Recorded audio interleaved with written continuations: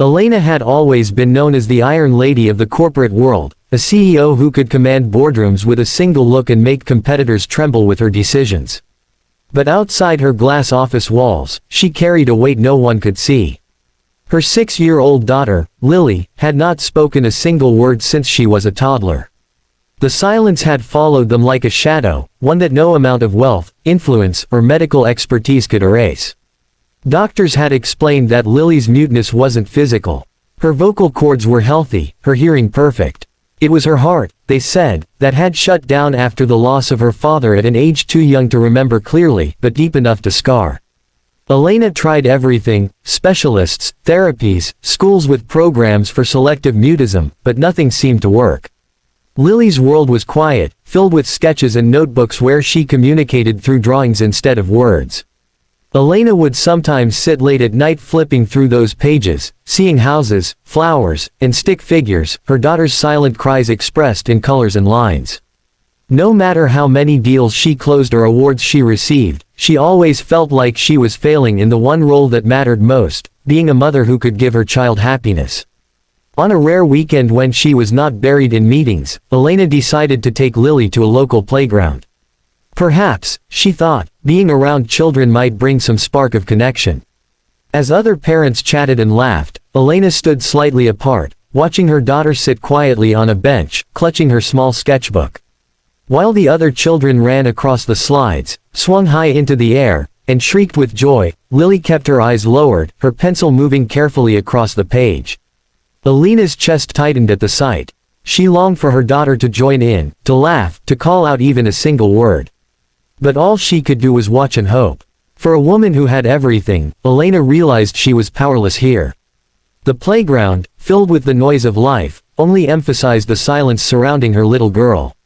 The next weekend, Elena found herself back at the playground, holding Lily's small hand as they walked through the gate. She didn't know why she returned. Perhaps it was hope, or maybe desperation, but something inside her told her not to give up. As always, Lily drifted to her quiet corner, settling on the grass with her sketchbook while Elena stood close by, observing every movement, every glance. The air was filled with the chatter and laughter of children, and Elena once again felt the sting of isolation. It was then that a tall man entered with a little boy who burst into the playground like a ray of sunshine. The boy's laughter rang out as he ran toward the swings, his father following with a calm but watchful gaze. Elena couldn't help but notice the contrast. The man looked nothing like the suited professionals she worked with daily. He was dressed simply, carrying himself with ease, his expression softened by a warmth she rarely saw in adults. His son was bold and curious, darting from one game to the next with boundless energy. Soon enough, the boy's eyes landed on Lily. Without hesitation, he ran over and crouched in front of her, introducing himself in a cheerful voice. "Hi, I'm Noah. What's your name?" Lily froze, gripping her pencil tighter, her eyes fixed on the paper. Elena moved a step forward, ready to intervene, to protect her daughter from the awkwardness that usually followed such encounters.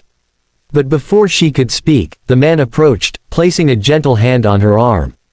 "Give them a moment," he said softly, his voice steady and reassuring. Elena looked at him, startled by his calmness, but something in his tone made her pause. She stayed still, her heart caught between fear and hope. Noah didn't seem discouraged by Lily's silence. He plopped down beside her and began talking as though she had answered. He showed her a toy car from his pocket, rolling it across the ground with a dramatic crash that made him laugh out loud. For the first time, Elena noticed Lily's head tilt, her eyes following the little boy's game. She didn't speak, but she didn't turn away either. That tiny gesture was enough to make Elena's heart ache with a fragile kind of hope she hadn't felt in years. The following days unfolded into a rhythm Elena hadn't anticipated. Each afternoon, she found herself driving Lily back to the playground, almost against her own logic, but unable to resist the small changes she noticed in her daughter. Noah was always there, bounding across the grass with the same unstoppable energy, and each time, he ran straight to Lily as if she were already part of his world. He would chatter endlessly, telling her about superheroes, dinosaurs, or the silly things his dog had done at home. Lily, as usual, didn't respond in words, but she no longer shrank away. She would hand him a crayon when he asked for one, or watch intently as he built lopsided castles in the sandbox.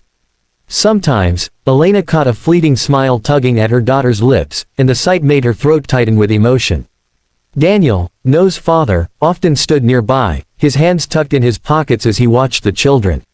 He didn't pressure Elena with questions or advice, but occasionally he would remark with quiet confidence, "Children talk when they feel safe. Give her time." His patience and ease unsettled Elena, who was so used to controlling everything, to pushing until results appeared. Yet here was this man who simply let things unfold, and somehow, it was working. One golden afternoon, Noah was struggling with his sandcastle. His small hands patted the tower, only for it to collapse again and again. Frustrated, he turned to Lily with wide, pleading eyes. "Say, help me," he urged with innocent insistence, his voice soft but determined. "Please, Lily. Just say it." Elena's heart stopped. She was about to step in, to save Lily from the pressure, but before she could move, her daughter's lips quivered.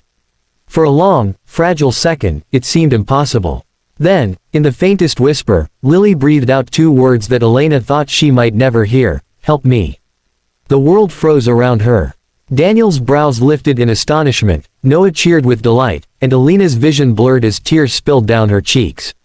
After years of silence, her daughter's voice had returned, not in a doctor's office or therapy session, but here, in the simplest of places, beside a little boy who believed in her without hesitation.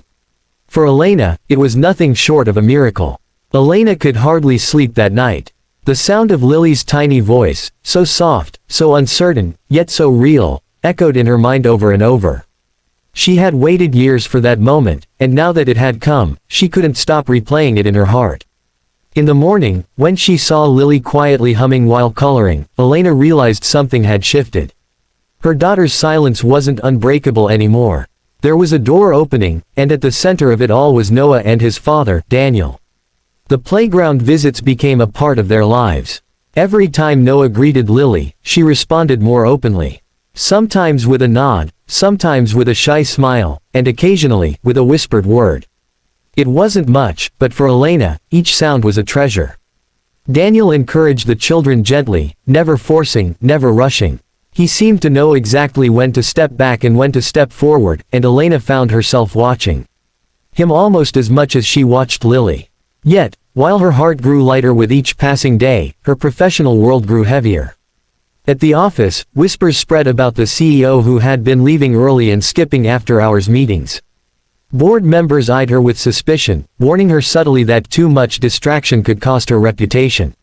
"This company needs strength, not sentiment," one of them remarked coldly, and though Elena kept her face impassive, the words struck deep. She had fought her entire life to build her empire, and now it seemed as though her role as a mother was being weighed against her role as a leader.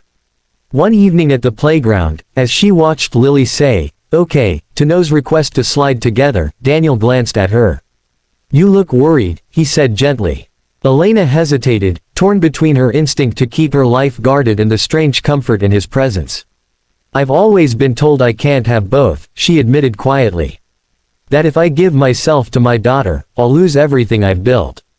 Daniel studied her for a moment, then spoke with a steadiness that made her chest ache. "Maybe what you've built means nothing if it doesn't include her happiness." His words lingered long after she left. For years, Elena had lived behind walls of control and perfection, but now she wondered if it was time to start breaking them, for Lily, and perhaps for herself too. One evening, as the sun dipped low and painted the playground in shades of gold, Elena sat on a bench watching Lily and Noah draw shapes in the sand. For the first time in years, her daughter's laughter mingled with the sounds of the other children, soft but unmistakable. Elena's heart swelled at the sight. She almost didn't notice when Lily carefully sketched a picture in the dirt, the small family, hand in hand.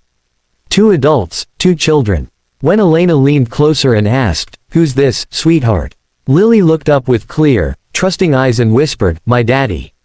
The words struck Elena like a wave. Her breath caught, and her vision blurred. It wasn't just that Lily had spoken again, it was what she had chosen to say. She had drawn Daniel into her world, given him the place her heart had been missing all this time.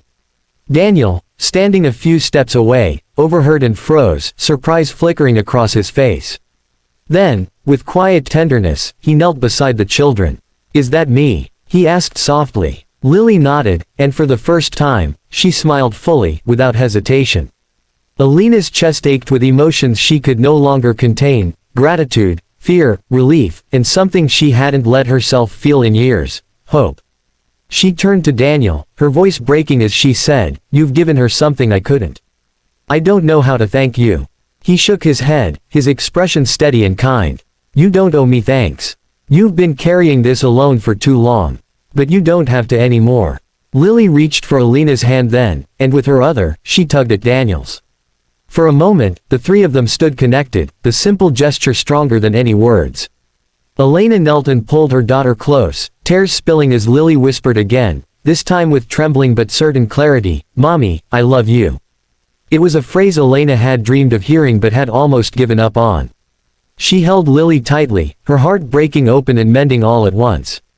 Around them, the playground buzzed with children's laughter, but in that instant, the noise no longer reminded her of silence. It blended with her daughter's voice, filling the world with life again.